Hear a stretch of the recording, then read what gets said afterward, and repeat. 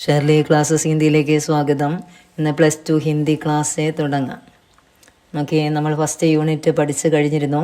ഇനി second unit ആണ്. അതിൻ്റെ ടൈറ്റിൽ നിജഭാഷ ഉന്നതി ആഹേ. എൻ്റെ അർത്ഥം എന്താ? പുരോഗതി മാതൃഭാഷയിലൂടെ. നിജഭാഷ ഉന്നതി ആഹേ എന്ന യൂണിറ്റിലെ ഫസ്റ്റ് ചാപ്റ്ററാണ് സുറിനാമേ പഹ്ലാ ദിൻ, സുറിനാമിൽ ആദ്യ ദിനം. ആരാ എഴുതിയത്? ഹിമാംശു ജോഷിയാണ്. അദ്ദേഹത്തിൻ്റെ സഫർനാമ യാത്രാ വിവരണമാണ് പാഠഭാഗം. മനസ്സിലായല്ലോ?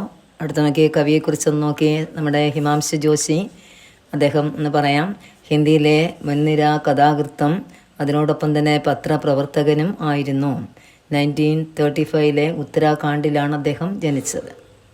യാത്രയും നോർവേ, സൂരജ് ചമക്കെ ആദി രാത്തെ മുതലായവ അദ്ദേഹത്തിൻ്റെ ശ്രേഷ്ഠമായ യാത്രാ വിവരണങ്ങളും ആയിരുന്നു. അദ്ദേഹത്തിൻ്റെ ശ്രേഷ്ഠമായ വിവരണങ്ങളാണ് ഇപ്പോൾ കൊടുത്തത്, ഇപ്പോൾ പറഞ്ഞത്. നോക്കിയേ, ഇത്രയൊന്ന് ഓർത്തിരുന്നാൽ മതി. പാഠഭാഗം തുടങ്ങാൻ ശ്രദ്ധിച്ചിരിക്കണം. സുറിനാമേ പഹ്ലാ ദിൻ, സുറിനാമിൽ ആദ്യ ദിനം. വായിക്കാൻ പോവാണ്, കേട്ടിരിക്കണം. भूगोल की पुस्तकों में काफ़ी पढ़ा था. भूमध्य रेखीय प्रदेशों में भीषण गर्मी पड़ती है. ഭൂഗോൾ എന്ന് വെച്ചാൽ ജോഗ്രഫിയിലെ എപ്പോഴോ പണ്ട് അതാ ഞാൻ പഠിച്ചിട്ടുണ്ടായിരുന്നു. എന്താ നോക്കിയേ, ഭൂമധ്യരേഖ പ്രദേശങ്ങളിൽ ശക്തമായ അല്ലെ കഠിനമായ എന്താണ് ചൂട് ലഭിക്കും. അദ്ദേഹം എന്താ പറഞ്ഞേ? ജോഗ്രഫിയിലെ ഭൂഗോളത്തിൽ ഞാൻ പഠിച്ചിട്ടുണ്ടായിരുന്നു ഭൂമധ്യരേഖ പ്രദേശങ്ങളിൽ കഠിനമായ ചൂട് ലഭിക്കും എന്ന്. പ്രായഹ പ്രതിദിൻ ബാരിസ്, അതുപോലെ തന്നെ മഴയും ലഭിക്കുമെന്നും പഠിച്ചു.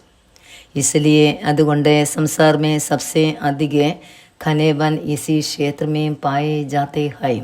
അതുകൊണ്ട് സംസാർ ലോകത്തിലെ ഘനേവൻ എന്ന് വെച്ചാൽ നിബിഡമായ വനാന്തരങ്ങൾ. അതുകൊണ്ട് സംസാർമേം ലോകത്തിലെ ഏറ്റവും അധികം വനങ്ങൾ ഉള്ള ഭാഗമാണ് ഇവിടം. ഏതാ? നമ്മൾ പഠിച്ച സുറീനാം അല്ലേ? അതുകൊണ്ട് ലോകത്തിലെ ഏറ്റവും അധികം എന്തുള്ളതാ? വനാന്തരങ്ങൾ അല്ലെ വനഭൂമി ഉള്ള സ്ഥലമാണ് ഇവിടം, ഉള്ള ഭാഗം കൂടി ആണ്. ബ്രസീൽ കി 93% ഭൂമി ഗഹരി ഹരിയാലി സേ ആച്ഛാദിത് ഹേ. ബ്രസീലിലെ 93 എന്ന് വെച്ചാൽ 93% പ്രതിശതം എന്ന് വെച്ചാൽ ശതമാനം ഭൂമിയും കാടുകളാൽ, വനാന്തരങ്ങളായ ഹരിയാലി കാടുകളാൽ ആച്ഛാദിതം എന്ന് വെച്ചാൽ അവയുടെ മൂടിക്കിടക്കുകയും ചെയ്യണം. ബ്രസീലിലെ എത്ര ശതമാനം? 93% ഭൂമിയും കാടുകളാൽ മൂടിക്കിടക്കുന്നു അല്ലെ, മൂടപ്പെട്ടിരിക്കുന്നു. അടുത്ത നോക്കിയേ, അതീത് കാ യഹപട ആജ് പ്രത്യക്ഷ ദേഖ് രഹേ ഹയം. അതീത് എന്ന് വെച്ചാൽ കഴിഞ്ഞു പോയ അല്ലെ, പണ്ട് പഠിച്ച ആ കാര്യങ്ങൾ ഇന്ന് പ്രത്യക്ഷത്തിൽ കാണുകയാണ് അദ്ദേഹം. വിമാൻ സേ ചാങ്ക് രഹേ ഹേ. ചാങ്കിന എത്തി നോക്കുക, വിമാനത്തിൽ നിന്ന് എത്തി നോക്കിയപ്പോൾ എന്തൊക്കെ കണ്ടു? ക്വസ്റ്റ്യൻ ആൻസർ ആണ് കേട്ടോ. നീലജലെ കാലേഖൻ ബാദലെ ആ ദൂർ കഹീം ഹരിയാലി കെ ചീണ്ടെ. അദ്ദേഹം എന്തൊക്കെയാ വിമാനത്തിൽ നിന്നും എത്തി നോക്കിയപ്പോൾ കണ്ടത്? നീലജലം, നോക്കിയേ കാലേഖനെ ബാദൽ കറുത്ത മേഘങ്ങളെ, നോക്കിയേ ദൂരെന്ന് വെച്ചാൽ ദൂരെ, അകലെ എന്നൊക്കെ, അകലെ എവിടെയോ എന്തിൻ്റെ? ഹരിയാലി പച്ചപ്പിൻ്റെ, ചീണ്ടെന്ന് വെച്ചാൽ കണങ്ങൾ എന്നിവ കണ്ടു. നീലജലം, കറുത്ത മേഘങ്ങളെ, അകലെ എവിടെയോ പച്ചപ്പിൻ്റെ കണങ്ങൾ എന്നിവ കണ്ടു. അത് ചോദിക്കാൻ കൊള്ളാം. അടുത്ത നോക്കിയ വിമാൻ ഉദാഹരണക്ക് കോശിഷ്മേം ധീരെ ധീരെ ധർത്തിക്ക് ഓറെ ചുക്ക് രഹാഹേ. വിമാനം എന്ത് ചെയ്യുന്നു? ഉദാഹരണ ലാൻഡ് ചെയ്യുകയാണ്, അതിനുള്ള പ്രക്രിയ നടന്നുകൊണ്ടിരിക്കുന്നു അല്ലേ. യാത്രിയോം കാ കൗതുകൽ ഫി ബെട്ട ചല ജാ രഹാ ഹേ. യാത്രക്കാരുടെ കൗതൂഹലം ആകാംക്ഷയും എന്ത് ചെയ്തു? കൂടിക്കൊണ്ടിരുന്നു. വിമാനം ലാൻഡ് ചെയ്യുന്ന സമയത്തെ അതിലെ യാത്രക്കാരുടെ ആകാംക്ഷയും എന്ത് ചെയ്തു? കൂടിക്കൊണ്ടിരുന്നു. ലഘുഭഗ ഏകദേശം 20,000 किलोमीटर की लंबी यात्रा के पश्चात एक प्रकार के सगुन का अहसास है. സഗുൻ കാ അഹസാസ്, സന്തോഷത്തിൻ്റെ തോന്നൽ അല്ലെ, ആശ്വാസത്തിൻ്റെ തോന്നൽ.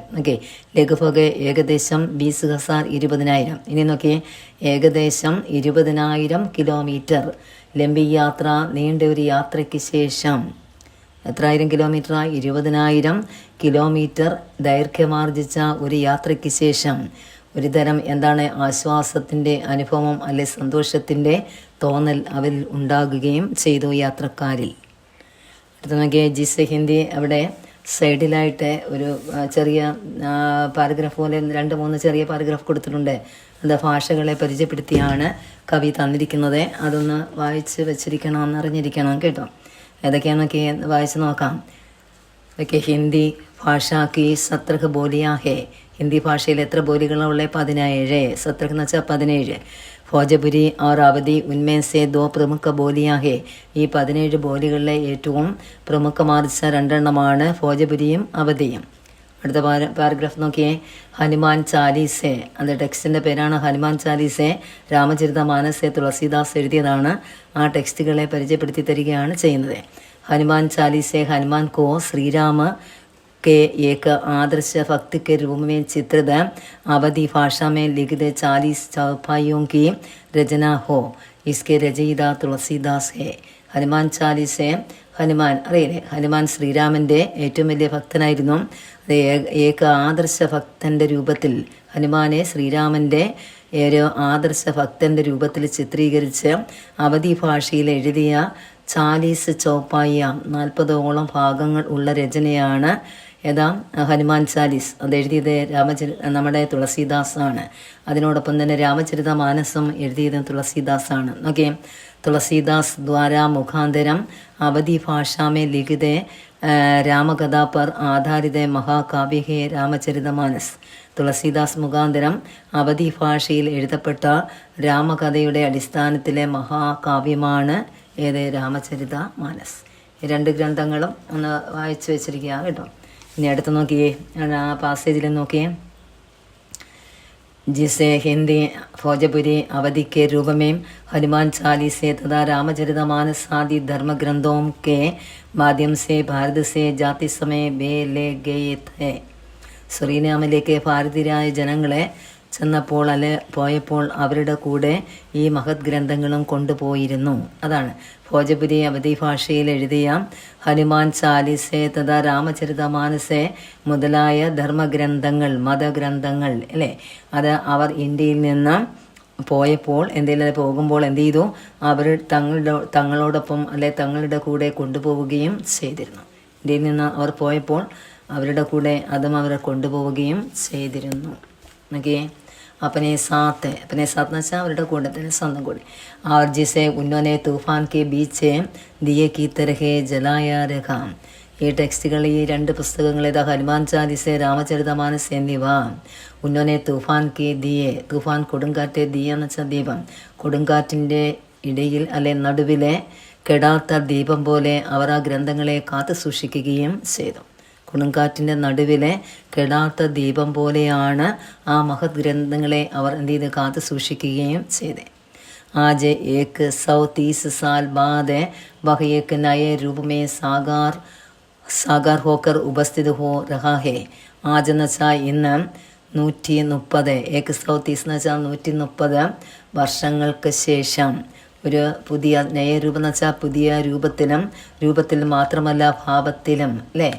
അവരെന്ത് ചെയ്യുന്നു? ഈ 130 വർഷങ്ങൾക്ക് ശേഷം ഒരു പുതിയ രൂപത്തിലും അത് മാത്രമല്ല ഭാവത്തിലും ഒരു കുഴപ്പവും കൂടാതെ അല്ലേ അവരത് ഇന്നും എന്ത് ചെയ്യുന്നു? കാത്തു സൂക്ഷിച്ച് വെച്ചിരിക്കുകയും ചെയ്യുന്നു. ഇത്രയും 130 വർഷങ്ങൾക്ക് ശേഷവും അതിന് യാതൊരു കോട്ടവും കൂടാതെ അവർ അത് സൂക്ഷിച്ച് വെച്ചിരിക്കുകയും ചെയ്യുന്നു. ഉസ്കാ വൈശ്വിക സ്വരൂപ ഉഫർ രഹാ ഹേ. അതിൻ്റെ സാർവത്രികമായ രൂപം പുറത്തു വരികയാണ്. ഓക്കെ. വൈശ്വിക സ്വരൂപം എന്ന് വെച്ചാൽ സാർവത്രികമായ രൂപം പുറത്തേക്ക് വരികയാണ്. വഹ അബ ഗിരി മിട്ടിയാം ശ്രമികോം കിഹി നഹീം ശാസകവും രാഷ്ട്രാധ്യക്ഷവും की फी ഭാഷ ബൻ ഗൈ ഹേ. വഹ ഗിരി മിട്ടിയോം. ഗിരി മിട്ടിയെന്ന് വെച്ചാൽ തൊഴിലാളികൾ, കരാർ തൊഴിലാളികളാണ് ഇന്ന്. അതെന്നൊക്കെ അതിന്ന് കരാർ തൊഴിലാളികളുടെ മാത്രമല്ല.